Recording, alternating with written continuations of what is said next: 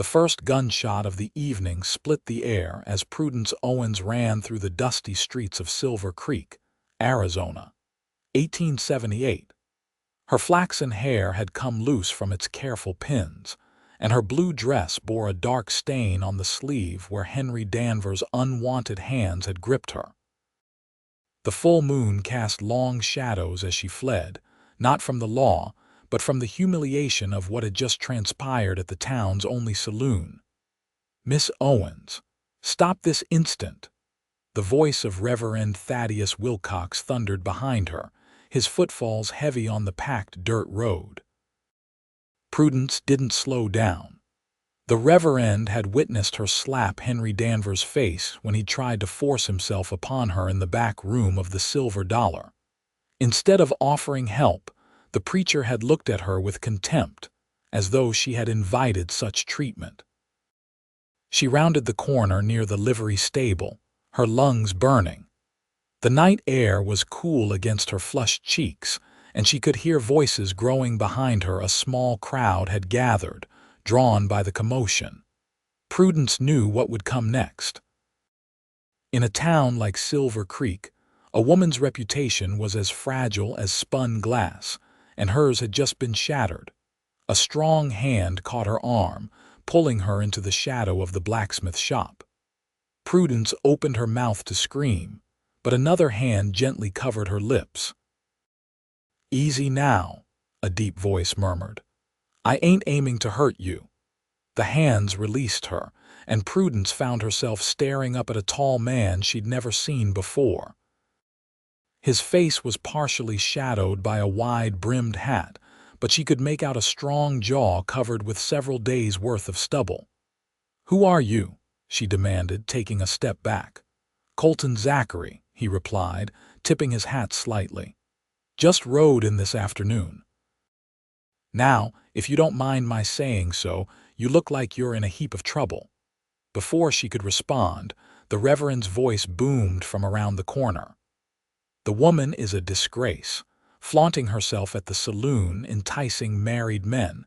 I tell you, brothers and sisters, the Lord sees all." Colton's eyes narrowed. "That true?" "No," Prudence hissed. "I serve drinks at the Silver Dollar to support myself since my father passed. Henry Danvers tried to. He put his hands on me when I was collecting empty glasses in the back room. I defended myself, that's all." The sound of approaching footsteps grew louder. Colton glanced toward the street, then back at Prudence. "My horse is behind the livery," he said quietly. "If you're of a mind to avoid whatever's coming, I can help you disappear for a spell." Prudence hesitated only a moment. The town was already turning against her. She could hear the murmurs of agreement with the Reverend's accusations. "Lead the way," she whispered. Colton guided her through the shadows to where a magnificent chestnut stallion stood tethered. He untied the reins and mounted in one fluid motion, then extended his hand. Prudence took it and found herself lifted effortlessly to sit behind him. "Hold tight," he instructed, and she wrapped her arms around his waist just as he urged the horse forward. They rode out of town as the voices faded behind them, the desert night enveloping them in darkness broken only by starlight and the pale glow of the moon. "Where are we going?" Prudence asked, her voice barely audible over the rhythm of hoofbeats. "I've got a small camp set up in the foothills," Colton replied. "It's not much, but it's quiet and no one will find you there tonight." Prudence should have been terrified fleeing town with a stranger, heading into the wilderness. But something about Colton Zachary's steady presence calmed her racing heart. Besides, what choice did she have? To stay meant facing not only Henry Danvers' renewed advances, but the righteous condemnation of Reverend Wilcox and his followers. The ride took nearly an hour. When they finally stopped, Prudence saw a small campfire flickering in a sheltered hollow, protected from view by a ring of boulders and mesquite trees. Colton dismounted and helped her down, his hands respectfully brief on her waist. As they approached the fire, Prudence could see a bedroll, a saddle serving as a pillow, and a small stack of supplies. "It's not much," he said, gesturing to the camp, "but you're welcome to rest here tonight." "Thank you," Prudence said, suddenly aware of how improper the situation was. I don't make a habit of running away with strangers, Mr. Zachary." A ghost of a smile crossed his face. "I didn't figure you did, Miss Owens, Prudence Owens, Miss Owens." He nodded. "I've got some coffee I can brew up if you're not too tired." Prudence watched as he moved around the camp with easy efficiency, adding wood to the fire and setting a battered tin pot on the stones at its edge. His movements were those of a man accustomed to taking care of himself. "You're a cowboy?" she asked, settling on a flat rock near the fire. "Was," he answered. "Drove cattle up from Texas more times than I care to count. These days I do a bit of this and that. Hunting, scouting, occasional ranch work." "What brings you to Silver Creek?" Prudence wrapped her arms around herself, suddenly aware of the chill in the desert night air. Colton reached for a worn blanket and handed it to her before answering. "I'm looking for someone." There was something in his tone that suggested he didn't wish to elaborate, and Prudence didn't press. They sat in companionable silence as the coffee began to bubble.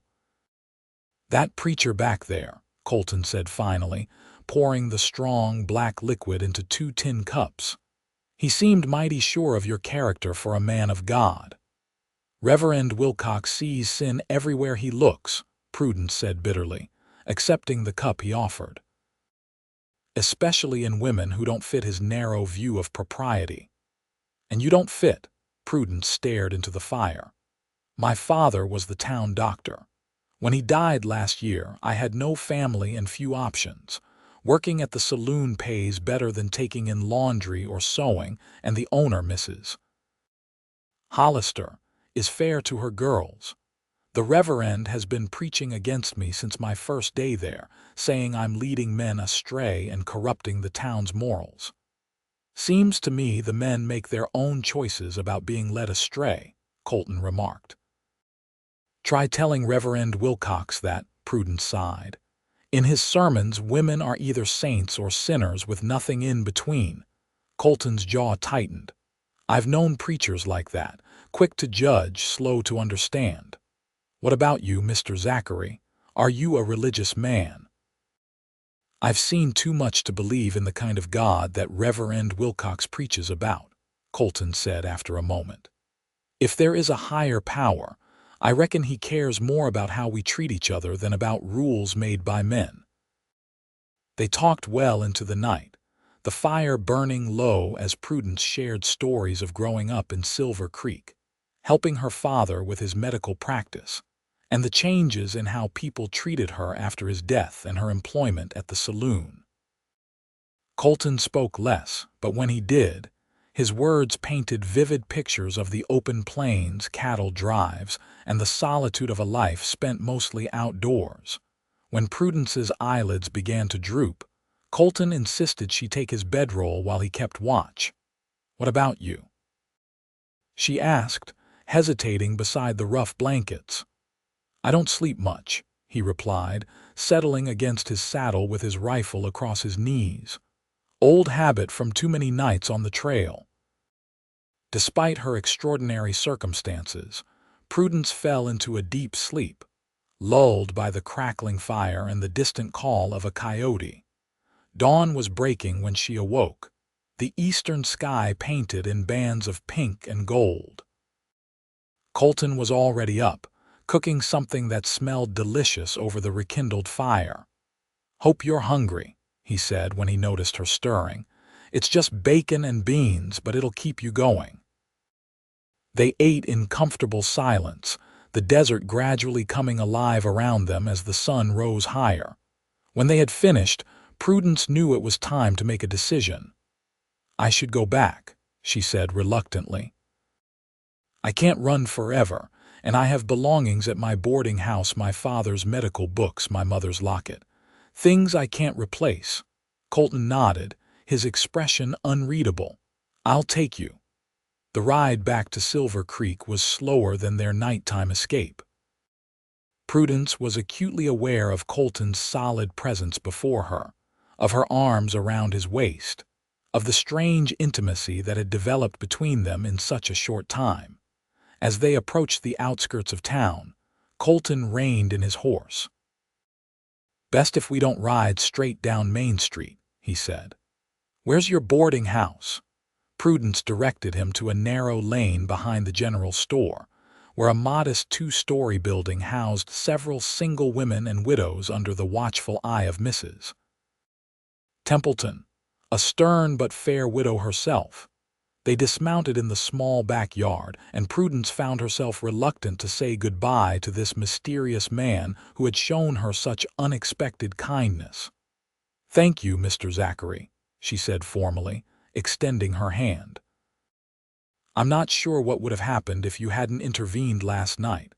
Colton took her hand, but instead of shaking it, he held it gently for a moment. "Be careful, Miss Owens. Towns like this can turn on a person quick." "I know," she said softly, "but it's my home. I have to try to make a life here." He released her hand and stepped back. "I'll be around for a few days. If you need help, ask for me at the livery." Prudence nodded and watched as he mounted his horse and rode away, wondering if she would ever see him again. Her return to Silver Creek was met with exactly the reception she had feared. Mrs. Templeton informed her that several of the other boarders had complained about her scandalous behavior, and suggested it might be best if Prudence found other accommodations. Mrs. Hollister at the Silver Dollar was equally apologetic but firm, with Reverend Wilcox threatening to organize a boycott of the saloon. She couldn't risk keeping Prudence employed. By midday, Prudence had packed her few belongings into a trunk and was sitting on it outside the boarding house, wondering what to do next. The nearest town was 20 miles away, and she had no way to get there with her trunk. "You look like you could use a friend." Prudence looked up to find Colton standing before her, his hat in his hands. "Word travels fast in a small town," he said, nodding to her trunk. "I heard what happened." "It seems I've been cast out," Prudence said, trying to keep her voice steady. "Reverend Wilcox made sure of that." "Where will you go?" Prudence shook her head. "I don't know. I have a little money saved, but not enough to start over somewhere else. And even if I did leave, what then?"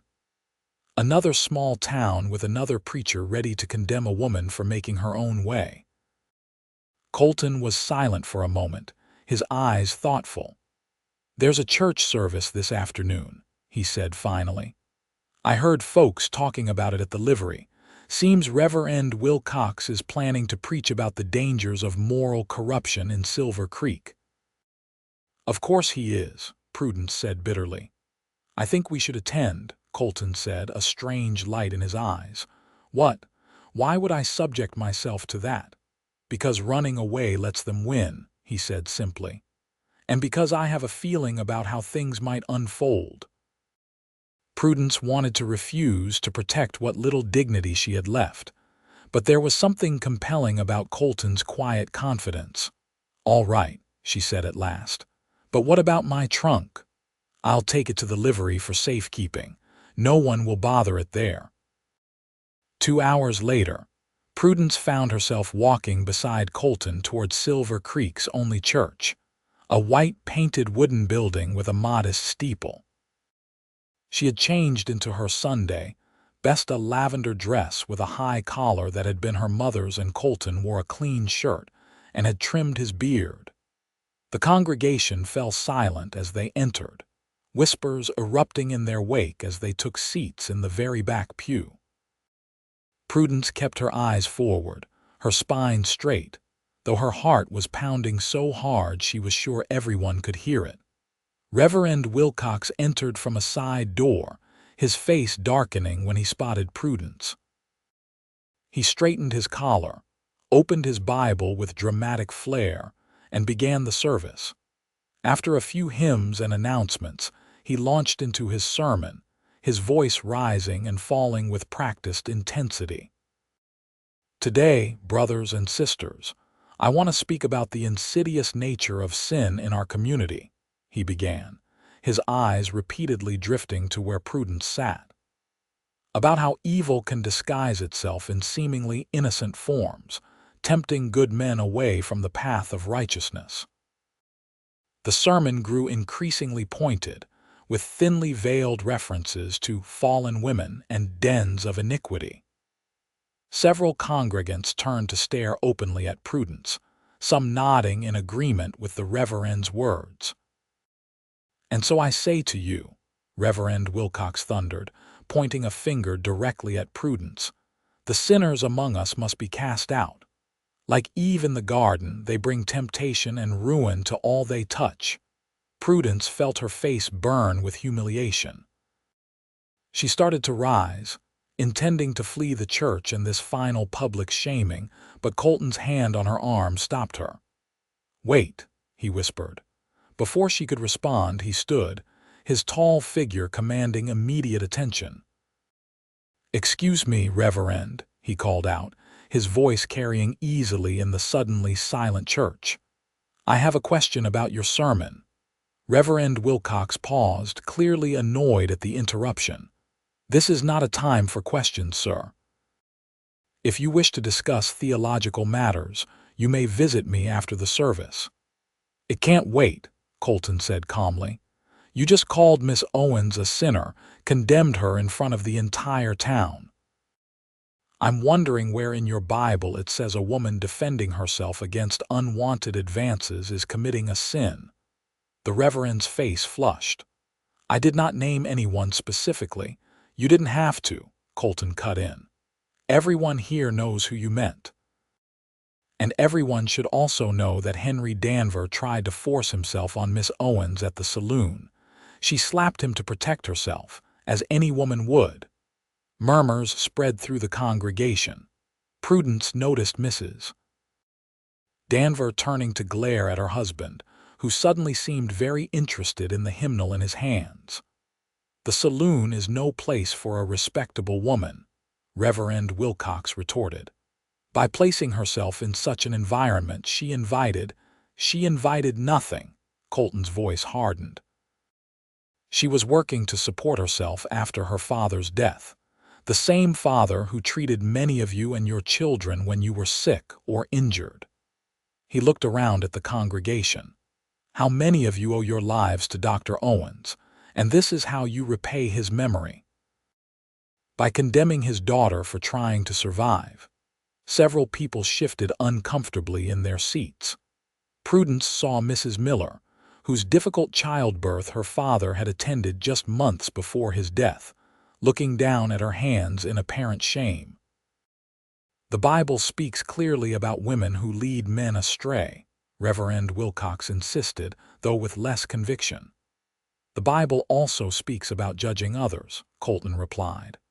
Matthew 7:1-2, "Judge not that ye be not judged, for with what judgment ye judge ye shall be judged." The Reverend's face reddened further. "Who are you to quote scripture at me? You're nothing but a drifter, a cowboy with no standing in this community." "That's true," Colton acknowledged. "I am a cowboy, but I know right from wrong. And when I see a preacher condemning an innocent woman while protecting men who would do her harm, I have to speak up." He turned to address the congregation directly. "The Reverend called Miss Owens a sinner, destined for hell. Well, if caring for her father until his dying day, then working honestly to support herself makes her bound for hell, then I'll sit beside her in hell proudly." A gasp went through the church. Prudence stared at Colton, speechless at his public defense of her. "I will not stand for such blasphemy in God's house," Reverend Wilcox shouted, slamming his Bible shut. "What's blasphemous is using God's name to bully and control others," Colton replied evenly. "Jesus himself kept company with those society rejected. He dined with tax collectors and defended a woman accused of adultery. Let he who is without sin cast the first stone," "Isn't that right, Reverend?" Before the preacher could respond, the church doors burst open. Sheriff Matthews strode down the aisle, his weathered face grave. "Sorry to interrupt, Reverend," he said, "but there's been a development I think the town should know about." He turned to face the congregation. "Henry Danver has just confessed to attempting to assault Miss Owens at the Silver Dollar last night. It seems his conscience got the better of him after a night of hard drinking." All eyes turned to Henry Danver, who had sunk down in his pew, his wife now openly glaring at him. "Furthermore," the sheriff continued, "I've received word from Austin that Reverend Wilcox is wanted for questioning there regarding funds that went missing from his previous church." The Reverend blanched. "That's a lie, a misunderstanding," Sheriff Matthews shrugged. "Maybe so, but you'll need to come with me to sort it out." As the Reverend was escorted from his own pulpit, the congregation erupted in shocked whispers. Prudence sat stunned, unable to process the sudden reversal of her fortunes. "How did you know?" she whispered to Colton. "I didn't," he admitted. "But I've seen his type before. Men who preach loudest about others' sins often have plenty of their own to hide. As for Danver, I might have had a word with him at the livery this morning." Suggested that his conscience and the sheriff might both rest easier if he told the truth. The crowd began to disperse, some pausing to offer awkward apologies to Prudence, others hurrying out to spread the news through town. Soon, only a handful of people remained in the church. An older woman approached them, Martha Wilson, the widow who owned the town's small hotel. "Miss Owens," she said hesitantly, "I find myself in need of assistance at the hotel. The work isn't glamorous cleaning rooms, serving breakfast to guests, but it comes with a small room of your own if you're interested." Prudence fought back tears at this unexpected kindness. "I would be very grateful, Mrs. Wilson." "Good, that's settled then." The widow smiled before turning to Colton. "And you, sir? You spoke well today. We could use men of principle in Silver Creek." After Mrs. Wilson left, Prudence and Colton walked slowly out of the church into the bright afternoon sunlight. "You never told me who you were looking for in Silver Creek," Prudence said as they stood in the churchyard.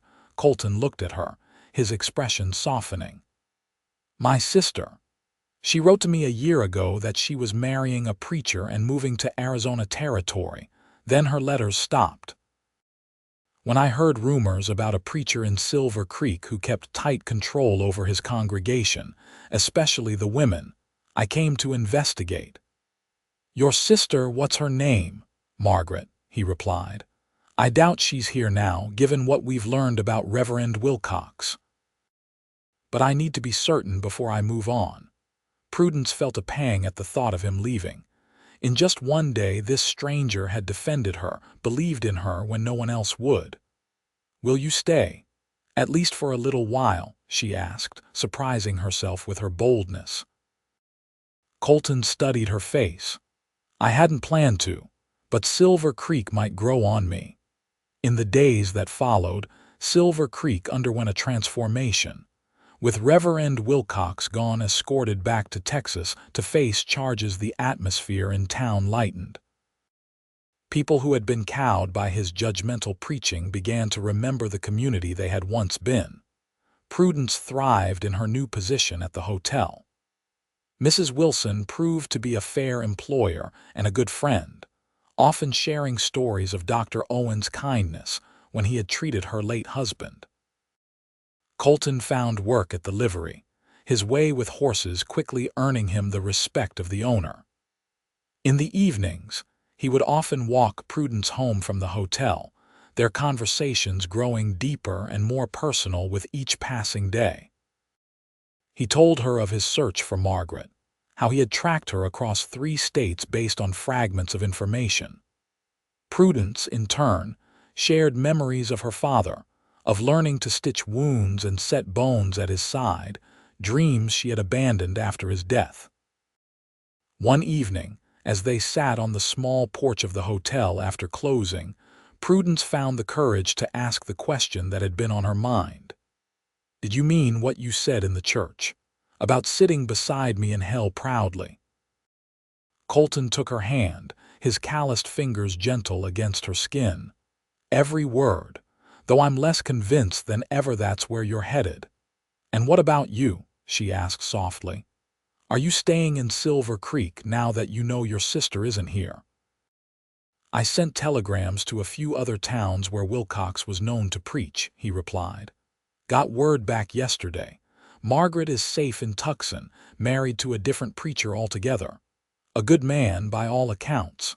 So you'll be leaving then?" Prudence tried to keep the disappointment from her voice. "Actually," Colton said, shifting to face her more directly, "I've been thinking about putting down roots.